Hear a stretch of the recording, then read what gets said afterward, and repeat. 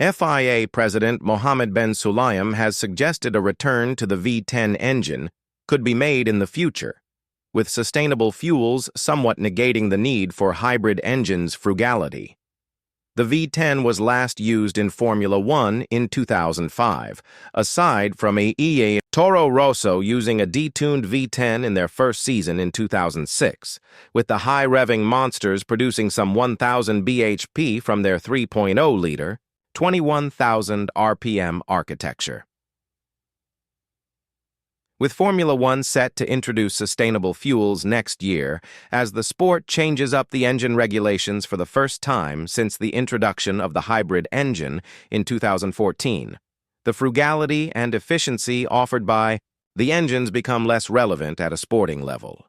FIA President Mohammed bin Sulayem this week said that while we look forward to the introduction of the 2026 regulations on chassis and power unit, we must also lead the way on future technological motorsport trends. We should consider a range of directions, including the roaring sound of the V10 running on sustainable fuel. Whichever direction is chosen, we must support the team and manufacturers in ensuring cost control on R&D expenditure. The return to a V10 would prove hugely popular with fans due to the evocative sound they produce, but is the return of a technology that was becoming outdated 20 years ago really a possibility?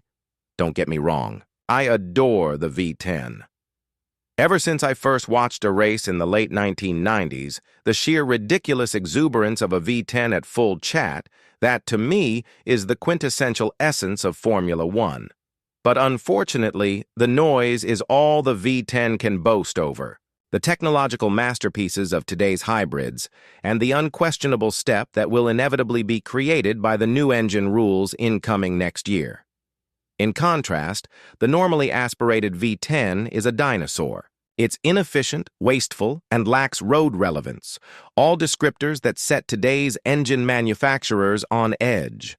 The 2026 engine regulations were made entirely to appeal to said manufacturers, with F1 proving a hugely useful proving ground for road-relevant technologies.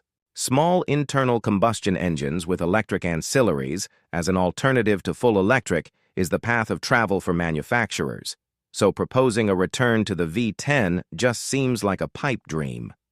Certainly, sources within leading manufacturers have suggested that the proposal brought up by bin Sulayem, made on the eve of a fresh rules cycle for power units,